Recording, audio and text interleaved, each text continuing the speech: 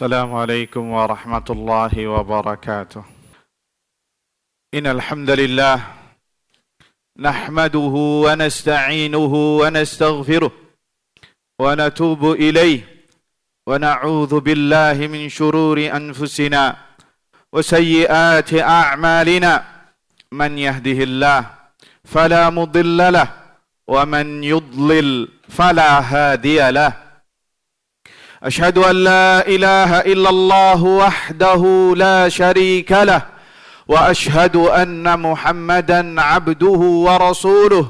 اللهم صل وسلم وبارك على عبدك ورسولك محمد وعلى آله وصحبه وسلم تسليما كثيرا إلى يوم الدين. أما بعد. Kaum muslimin sidang Jumat yang mudah-mudahan dirahmati Allah Subhanahu wa taala. Pertama-tama khatib berwasiat untuk diri khatib pribadi dan kepada para hadirin sidang Jumat yang berbahagia agar kiranya meningkatkan keimanan dan ketakwaan kita kepada Allah Subhanahu wa taala dengan sebenar-benarnya, yakni dengan menjalankan apa yang diperintahkan dan menjauhi apa yang dilarang. Karena inilah jalan keselamatan seorang hamba fid dunya wal akhirah.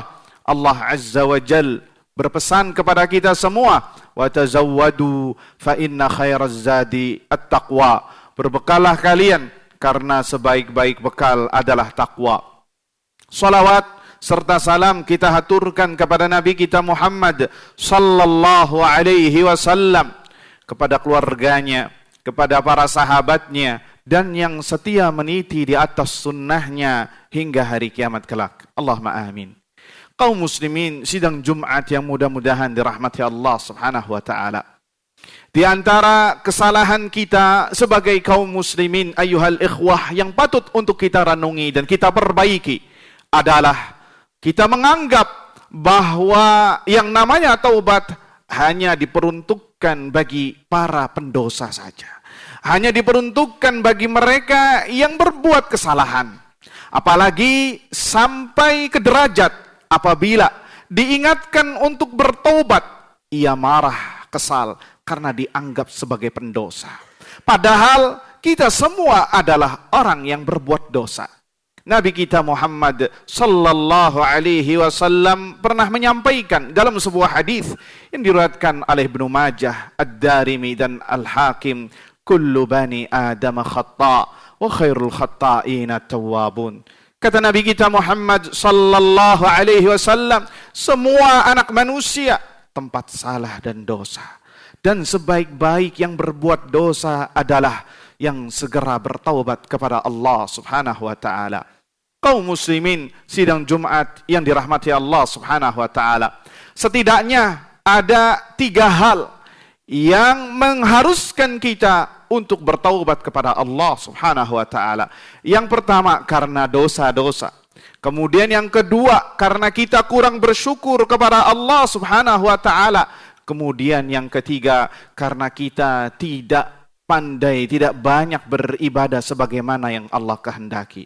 Ini semua bisa antum dapatkan dalam perkataan Al-Imam Ibnul Qayyim rahimahullahu ta'ala dalam kitab beliau Madarijus Salikin. Kaum muslimin sidang Jumat yang mudah-mudahan dirahmati Allah Subhanahu wa ta'ala. Sebab yang pertama yang mengharuskan kita untuk bertaubat kepada Allah Subhanahu wa ta'ala adalah karena dosa. Siapa di antara kita yang tidak berbuat dosa? Semuanya berbuat dosa. Dan dosa yang paling sering dilakukan oleh seorang hamba adalah mengumbar pandangan. Siapa di antara kita yang tidak pernah melihat hal yang haram? Semuanya pernah melakukannya. Simak surat An-Nur ayat 30 dan 31. Surat Al-Madaniyah. Yang artinya bahwa Allah mengajak di dalam ayat ini bukan orang-orang musyrik, melainkan para sahabat Nabi sallallahu alaihi wasallam yang telah mengenal Islam dan kokoh keislamannya. Allah Azza wa Jalla berfirman, "Qul lil mu'minina yaghuddu min absarihim wa yahfadhu furujahum dzalika azka lahum innallaha khabirum bima yasnaun wa qul lil mu'minati yaghuddna min absarihin wa yahfadhna furujahun. Kata Allah Azza wa Jalla, katakanlah wahai Muhammad kepada mereka orang-orang yang beriman agar kiranya mereka menahan pandangannya dan menjaga kehormatannya. Dzalika azka lahum, itu lebih mulia, lebih baik bagi mereka. Innallaha khabirum bima yasnaun, dan Allah Maha mengetahui apa yang mereka perbuat. Dan katakanlah wahai Muhammad kepada wanita-wanita mukminah agar kiranya mereka menundukkan pandangan dan menjaga kehormatan mereka. Lihat, di dalam ayat ini sekali lagi Allah mengajak bicara orang-orang yang beriman, baik dari kalangan laki-laki dan dari kalangan perempuan. Allah Azza wa Jalla tahu apa yang dilirik oleh mata dan apa yang disembunyikan di dalam dada. Ya'lamu kha'inatal a'yun wa ma tukhfis sudur. Allah mengetahui apa yang dilirik oleh mata, pandangan mata yang khianat, dan apa yang disembunyikan di dalam dada.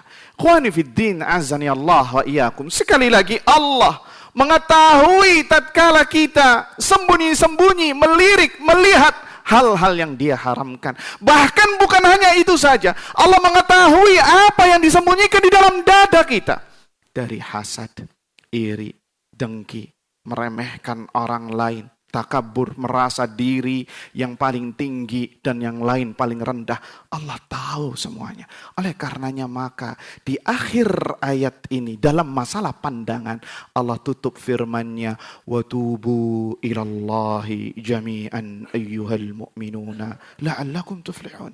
Maka bertaubatlah kalian kepada Allah wahai orang-orang yang beriman semuanya agar kalian mendapatkan keberuntungan. Ikhwani fiddin a'azzani Allah wa iyyakum. Sebagai contoh kasus apa yang telah kita bahas ini.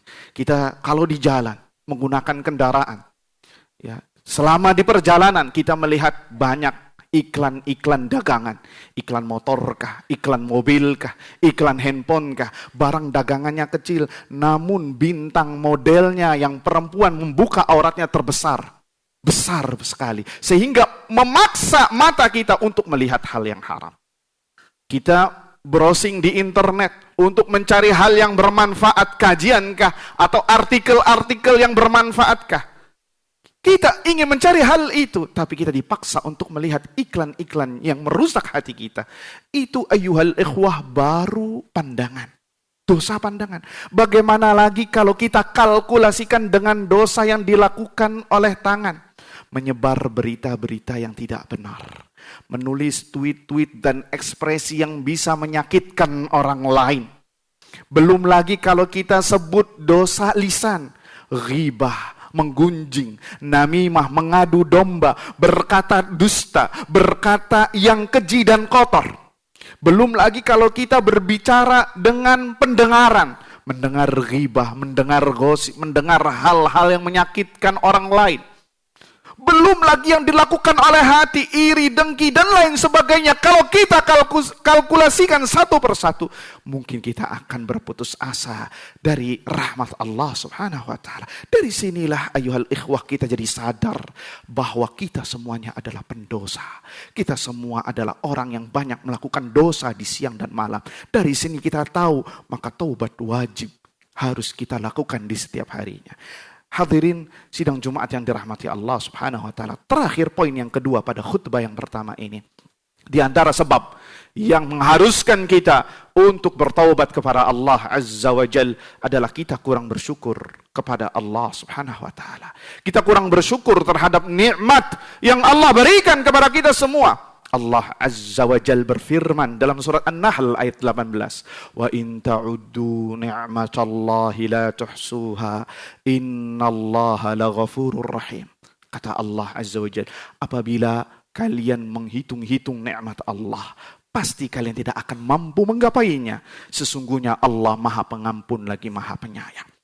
Nikmat Allah yang Allah berikan kita sangat banyak. Sampai-sampai seorang ulama mengatakan, kalau Anda ingin mengetahui berapa banyak nikmat yang Allah berikan kepadamu, maka setelah bangun tidur, pejamkan mata, kemudian lakukan aktivitas. Apa yang terjadi?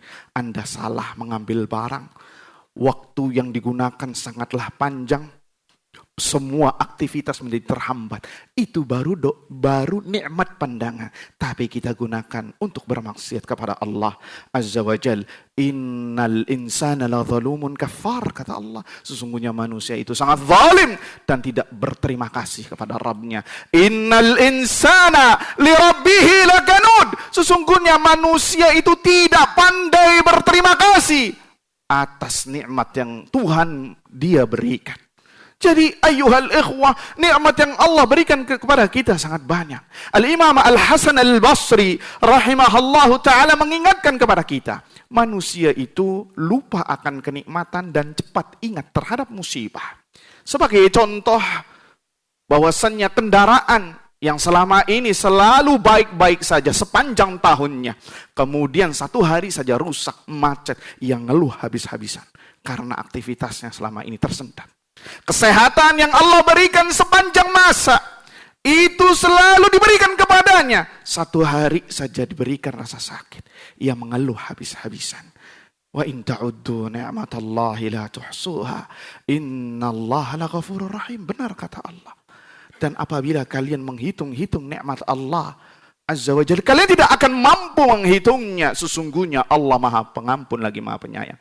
Antum perhatikan ayat ini, di akhir Allah tutup, sesungguhnya Allah Maha Pengampun lagi Maha Penyayang. Kenapa Allah tutup dengan kalimat Maha Pengampun lagi Maha Penyayang? Kata para ulama, karena Allah tahu kita tidak pandai bersyukur terhadap nikmatnya. Kita tidak pandai bersyukur terhadap nikmat yang Allah berikan kepada kita semua. Ayyuhal ikhwah, kita diberikan kesehatan sepanjang tahun. Bangun pagi dalam keadaan sendi-sendi yang sehat dan tidak ada yang rasa sakit. Nabi ajarkan kepada kita salat duha dalam rangka untuk mensyukuri sendi-sendi yang tidak ada rasa sakitnya yang ada pada tubuh kita. Namun apa nyatanya? Keadaan kita seakan-akan mengatakan kesehatan adalah tugas dan kewajiban dari Allah Azza wa Jalla. Kemudian contoh yang lainnya, kenapa kita disyariatkan ketika keluar dari toilet mengucapkan ghufranak, ya Allah, aku memohon ampunanmu. Kata para ulama, ayyuhal ikhwah, tatkala seorang keluar dari toilet, dia telah mengeluarkan kotorannya. Sekiranya kotoran tersebut tertahan, maka ia bisa sakit, bahkan bisa meninggal dunia. Maka ungkapan tadi, ghufranaka, ya Allah ampunanmu, menunjukkan bahwasannya kita tidak berterima kasih, tidak pandai bersyukur kepada Allah Subhanahu wa ta'ala, sehingga kita memohon ampunan kepadanya. Ikhwani fiddin azani Allah wa iyyakum, sehingga pada poin ini kita jadi tahu nikmat Allah sangat banyak kepada kita semua. Apalagi kalau kita sebutkan satu persatu, kita termasuk orang yang tidak bersyukur kepada Allah. Kita punya nikmat kesehatan, kita punya penghasilan, kita punya pekerjaan, punya rumah, punya kendaraan, punya pasangan hidup dan lain sebagainya. Kalau kita sebut satu persatu, maka kita adalah orang-orang yang kurang bersyukur terhadap nikmat Allah Subhanahu wa ta'ala. Aqulu qawli hadza wa astaghfirullah li wa lakum wa li sairil muslimina wal muslimati min kulli dhanbin wa khati'ah fastaghfiruhu innahu huwal ghafurur rahim.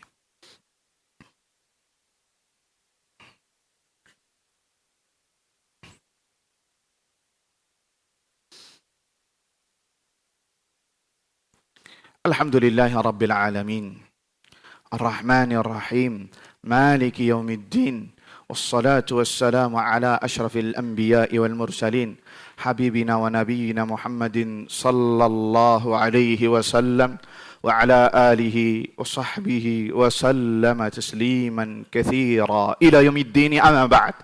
Kaum muslimin sidang Jumat yang mudah-mudahan dirahmati Allah Subhanahu wa ta'ala. Terakhir, poin yang kita sebutkan dari 3 poin yang ada. Di antara sebab yang mengharuskan kita bertaubat kepada Allah Azza wa Jal, kita kurang beribadah kepada Allah sebagaimana yang Allah kehendaki. Kita kurang beribadah sebagaimana yang Allah kehendaki. Makanya di akhir salat kita diperintahkan untuk apa? untuk beristighfar kepada Allah, memohon ampunan kepada Allah, karena salat yang kita lakukan tidak maksimal, tidak yang sesuai yang diinginkan oleh Allah Subhanahu wa taala. Allah Azza wa Jalla berfirman dalam surat Thaha ayat 14, "Aqimis sholata li dzikri." Tunaikanlah, dirikanlah salat dalam rangka untuk mengingatku. Lihat, kita diperintahkan untuk salat, kita dalam rangka melaksanakan salat diperintahkan untuk mengingat Allah Azza wa Jalla. Tapi apa nyatanya? Kita tidak mengingat Allah Azza wa Jalla. Kita malah mengingat sesuatu yang lain di luar salat. Mengingat aktivitas kita yang akan kita kerjakan. Mengingat sesuatu yang tadinya dilupakan menjadi ingat. Mengingat aktivitas-aktivitas yang seharusnya tidak boleh diingat. Tapi itu yang kita lakukan. Lihat. Sebagai contoh kasus, tanya kepada diri kita. Tanya di samping kanan kiri kita. Tatkala sholat berjamaah. Imamnya baca surat apa tadi? Apakah kita tahu? Jawabannya kebanyakan tidak tahu. Atau bisa jadi seperti ini ketika kita sedang khutbah Jumat. Salat Jumat berjamaah. Apakah kita memahami isi khutbah yang disampaikan? Ataukah kita pikirannya kemana-mana? Habis ini makan siangnya di mana, meeting di mana, dan lain sebagainya. Itu kita laksanakan, kita lakukan ketika kita sedang beribadah kepada Allah Azza wa Jalla. Maka dari sini ayuhal ikhwah, kita jadi tahu kita ini kurang beribadah kepada Allah Subhanahu wa ta'ala sebagaimana mestinya. Kalaupun melakukan ibadah jauh dari kata maksimal. Poin yang terakhir yang ingin kita sebutkan, lebih menakjubkan lagi Nabi kita Muhammad sallallahu alaihi wasallam. Di akhir hayat beliau diperintahkan untuk beristighfar, untuk banyak bertaubat kepada Allah Subhanahu wa taala. Padahal Nabi SAW adalah orang yang paling banyak ibadahnya, paling banyak salatnya, puasanya, disakiti, dimusuhi karena di jalan Allah Subhanahu wa taala. Tapi apa? Simak. Allah menurunkan sebuah surat yang dengan itu Nabi SAW diperintahkan untuk bertaubat. Idza jaa nasrullahi wal fath wa ra'aitan nasa yadkhuluna fi dinillahi afwaja fasabbih bihamdi rabbika wastaghfir innahu kana tawwaba. Lihat akhir surat ini. Fasabbih bihamdi rabbika wastaghfir, dan bermohon ampunlah engkau wahai Muhammad kepada Rabbmu, sesungguhnya Dia Maha Pengampun. Jadi ayuhal ikhwah, dari sini kita sadar kita kurang beribadah kepada Allah Azza wa Jalla.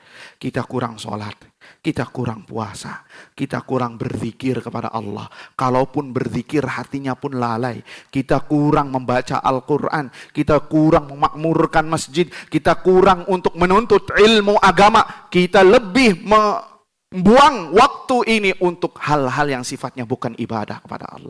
Maka dari satu ini saja ayuhal ikhwah membuat kita untuk banyak bertaubat kepada Allah Subhanahu wa ta'ala karena dosa-dosa, karena kita kurang bersyukur kepada Allah, dan yang ketiga karena kita kurang beribadah kepada Allah sebagaimana yang dikehendaki. Semoga apa yang disampaikan bermanfaat untuk diri saya pribadi dan kepada para hadirin sidang Jumat yang mudah-mudahan dirahmati Allah Subhanahu wa ta'ala. Inna Allaha wa malaikatahu yusalluna ala nabi ya ayyuhalladzina amanu sallu alaihi wa sallimu taslima. Allahumma salli ala Muhammad wa ala ali Muhammad kama sallaita ala Ibrahim wa ala ali Ibrahim innaka Hamidum Majid. Warda Allahumma anil hunafa'il khulafa Abi Bakr wa Umar wa Uthman wa Ali wa an sairis sahabati wat tabi'in wa anna ma'ahum bimannika wa karamika wa judika ya akramal akramin. Allahumma a'izzal Islam والمسلمين اللهم أعز الإسلام والمسلمين اللهم أعز الإسلام والمسلمين ودمر أعداءك أعداء الدين يا ذا الجلال والإكرام اللهم أصلح ولاة أمورنا لما تحب وترضى وخذ بناصيته للبر والتقوى واجعل هذا البلد آمنا مطمئنا وسخاء وسائر بلاد المسلمين اللهم اغفر للمسلمين والمسلمات المؤمنين والمؤمنات الأحياء منهم والأموات يا قاضي الحاجات ربنا آتنا في الدنيا حسنة وفي الآخرة حسنة وقنا عذاب النار وصلى الله على نبينا محمد والحمد لله رب العالمين. أقيموا الصلاة.